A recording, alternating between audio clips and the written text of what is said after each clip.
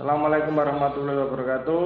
Salam sehat, salam sejahtera, salam bahagia untuk kita semua. Baik, masih dengan saya Bapak Tony Setiawan.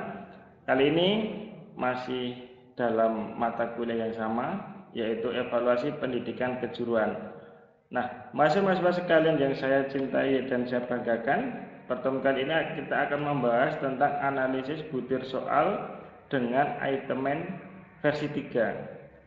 Sebelum kita lanjut, bahwasanya kemarin kita sudah membahas tentang analisis butir soal dengan secara manual, dengan perhitungan manual. Kali ini kita akan memanfaatkan software yang bernama Iteman atau Itemen. Ya, dengan Itemen versi 3. Kalau di RPS dulu saya pernah menayangkan ya, dulu di RPS. Ya, dulu di RPS. Ini saya pernah menayangkan bahwasanya nanti kita akan belajar analisis butir soal dengan itemen versi 3 dan itemen versi 4. Nah, seperti ini ya.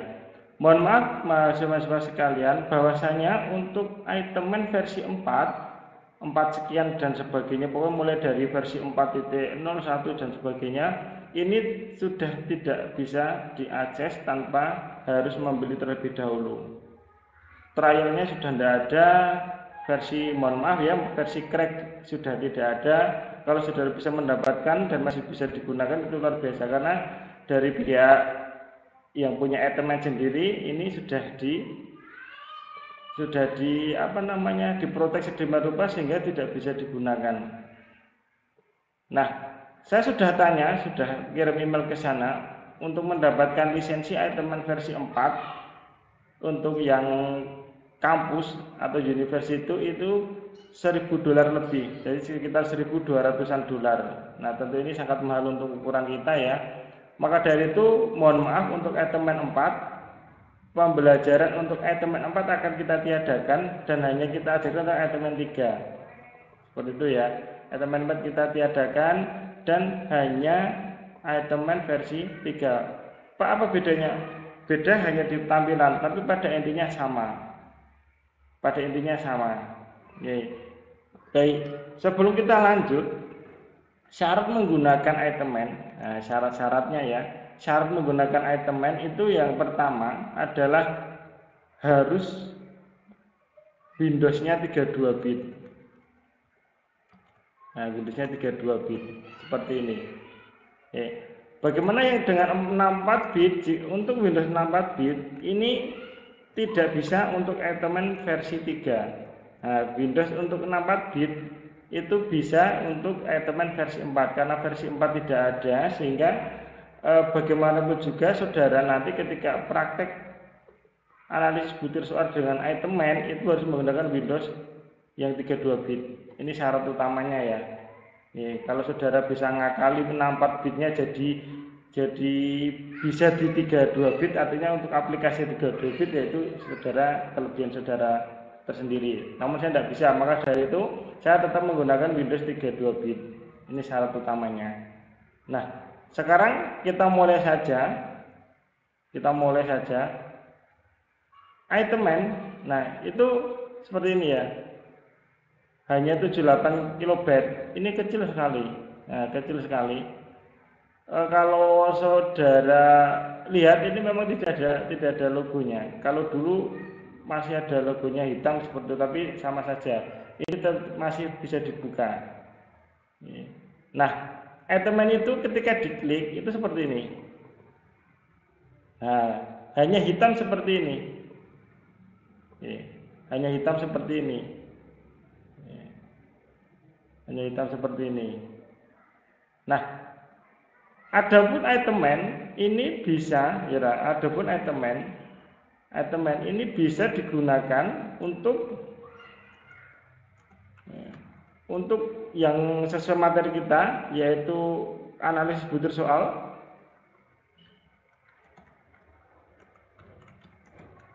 Nah, bisa juga untuk uji coba atau uji validitas dan reliabilitas angket. Nah, karena uji validitas dan reliabilitas bukan dalam materi mata kuliah kita, maka ini tidak saya ajarkan. Ini tidak saya ajarkan. Sebenarnya bisa, sama mudahnya. Sama mudahnya ini tidak bisa, karena bukan dalam materi kita, jadi tidak kita ajarkan. Saya hanya akan menyampaikan untuk analisis butir soal. Seperti itu ya. Jadi nanti hanya fokus di sini. Bagaimana cara menggunakannya, kemudian interpretasi datanya bagaimana. Nah, baik, kita mulai cara menggunakannya.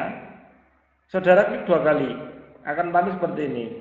Nah, ketika sudah tampil, hal yang pertama harusnya saudara menyiapkan datanya dulu, karena dia minta enter the name of the input file. Nah, dia minta file yang akan diinputkan. Nah, sekarang kita kembali lagi ke syarat berikutnya. Nah, selain syarat yang Windows 32 bit, bank data, ini syarat tambahan ya, bank data dalam format TXT. Nah, seperti ini. Ini syaratnya. Baik, karena ini dalam format TXT, maka kita akan tampilkan dulu. Nah, ini bank datanya. Bisa dilihat tidak? Ini saya besarkan, bisa tidak?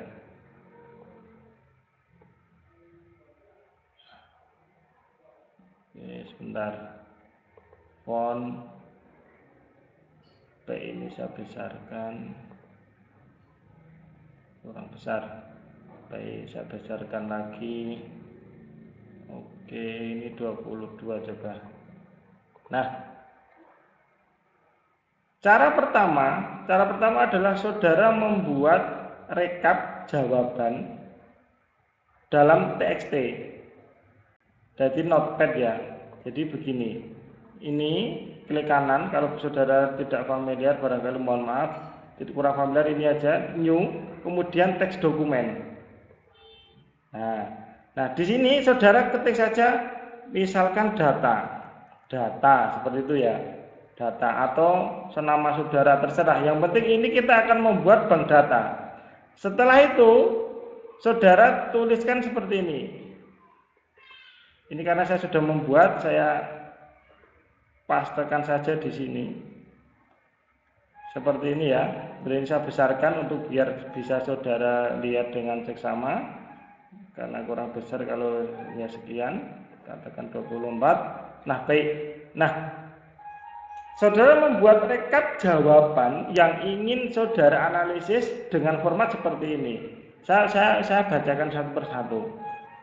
Yang pertama, saudara ketik dulu ini 040. Nah, ini 40 ini artinya apa? 40 ini adalah jumlah soal. Ini ya. Nah, ini jumlah soal. Jumlah soalnya 40. Ini kunci jawabannya. 040 ini adalah jumlah soal. Kemudian saudara spasi. Kemudian saudara tulis huruf O. Kemudian spasi lagi, saudara tulis huruf N. Spasi lagi, saudara tulis 04. Apa itu 04? 04 ini adalah jumlah karakter dari angka ini, dari angka ini. Ini katakan angka urut atau nomor urut. Oke, kita tulis ya. 0. Ini kan mulai satu karakter, 1, 2, 3, 4. Nah, berarti di sini 4 karakter. Namun kalau saudara ini ditambahi 0, nah seperti itu ya. 0001, berarti ini 5 karakter, di sini tulisnya 05. Demikian seterusnya sejumlah karakter ini sampai menuju kunci jawaban. Mohon maaf, sampai menuju jawaban peserta. Oke. Karena saya hanya menuliskan 4, maka di atas saya tuliskan 04. Seperti itu. Ini paham ya? Oke. Kemudian setelah saudara menuliskan angka-angka di atas sebagai kata kunci ini, sekarang saudara menuliskan kunci jawaban. Ini kunci jawaban. Nah, ini kunci jawaban. Sejumlah berapa? Sejumlah 40. Soalnya 40 ya kuncinya harus 40. Bisa terima? Oke, next. Kemudian di bawahnya saudara ketikkan ini 5 itu apa? Ini adalah jumlah opsi jawaban. Karena soal yang saya rekap atau yang ingin saya uji itu jumlah opsi jawabannya adalah 5, A, B, C, D, dan E, maka saya nuliskan 5. Tapi kalau hanya A, B, C, D, sini tuliskannya 4. Seperti ini. Nah, karena saya 5 berarti A, B, C, D, E berarti sampai 5. Kalau saudaranya A, B, C ya 3. Kalau opsinya 7 ya berarti 7. Tergantung jumlah opsi jawaban. Nah, kemudian di bawahnya saudara ketikan ini ya, huruf Y. Y ini artinya yes. Artinya nomor 1 di sini dianalisis tidak, oh yes. Nomor 2 dianalisis tidak, oh yes. Kalau ada yang tidak ingin saudara analisis, saudara ketikkan N. Wah ya, nomor terakhir sudah ada dianalisis, ketik N. No, seperti itu ya. Makanya ini Y semua, karena akan kita analisis semua. Nah, kemudian enter, kemudian di bawahnya saudara tulis ini. Ini saya mengatakan nomor urut. Nah, 001 spasi. Kemudian dikunci jawabannya. Kunci jawaban dari peserta. Ya, kemudian 002 spasi. Ini kemudian dilanjutkan kunci jawabannya. Kemudian 003 spasi, dilanjutkan kunci jawaban peserta. Dilanjutkan jawaban dari peserta. Nah, setelah sampai akhir. Nah, sampai akhir ini berapa jumlahnya? Jumlahnya adalah 20 peserta atau 20 responden. Ya, sudah, saudara klik Ctrl S saja, Ctrl S. Nah, seperti itu. Sudah, saudara simpan. Nah, saya cek dulu kembali. Nah, karena ini hurufnya besar, mohon maaf ini saya kecilkan sesuai. Karena tadi hanya untuk tampilan, saya kecilkan lagi biar lebih nyaman.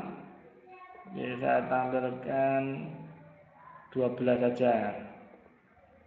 Baik, sepertinya saya. Nah, sudah. Nah, ketika sudah selesai, berarti rekap data saudara ini sudah selesai. Siap untuk dilakukan analisis butir soal dengan menggunakan item versi 3. Tadi kan sudah dibuka. Kalau belum dibuka ya dibuka lagi, double klik. Nah, kita tunggu dulu. Kita tunggu. Sudah. Nah, caranya saudara ketikkan, tadi saudara menuliskan nama filenya di rekap apa? Oh, di rekap ini data ya. Tadi kita membuatnya dengan kata DATA. Maka di sini dituliskan DATA, data titik TXT. Ini data titik TXT. Jangan lupa pakai titik TXT, .txt. Kemudian kita enter. Di situ ada kalimat enter the name of the output file. Nah, output filenya akan kita namai apa? Akan kita namai apa? Contoh kita namai hasil gitu ya. Kemudian jangan lupa .txt. Kata kuncinya di situ. Sudah, kita enter lagi. Nah, ada pertanyaan, do you want the score written to all file? Pengen nggak skornya itu ditampilkan dalam file tersendiri? Oh, berarti yes or no. Berarti ini Y atau N? Y. Enter. Atau the name of the score file. Lah, nama score filenya itu apa? Katakan skor.txt. Untuk penamaan terserah saudara, yang penting di belakangnya dikasih .txt. Sudah selesai skor.txt, kita enter. Kita tunggu sebentar. Nah, maka keluarlah di sini. Nah, tadi kita nulis hasil sama skor ya. Hasil sama skor. Oke, kita buka skornya dulu coba. Oh, ini skornya saya besarkan. Oke, skornya saya besarkan. Oke, saya besarkan biar tampilannya enak. Nah, berarti nomor 1 Ini dari 40 soal benar 33. Dari nomor 2, responden nomor kedua, dari 40 soal jumlah jawaban benarnya 18. Sampai demikian sampai responden nomor 20. Silakan dibaca sendiri nanti. Nah, seperti itu. Ini skornya. Jadi nggak usah kita ngitung di sini benar jumlah piro, di sini sudah ada. Oke, sekarang kita lihat hasilnya. Hasilnya seperti ini. Nah, hasilnya seperti ini. Oke, kita kecilkan dulu biar nampak semuanya karena ini terlalu besar.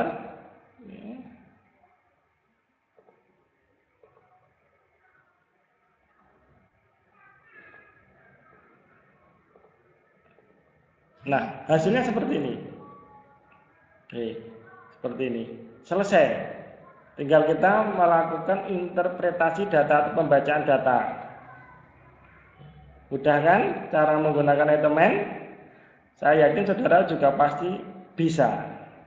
Baik, saya rasa cukup demikian. Kurang lebihnya mohon maaf. Terima kasih. Assalamualaikum warahmatullahi wabarakatuh.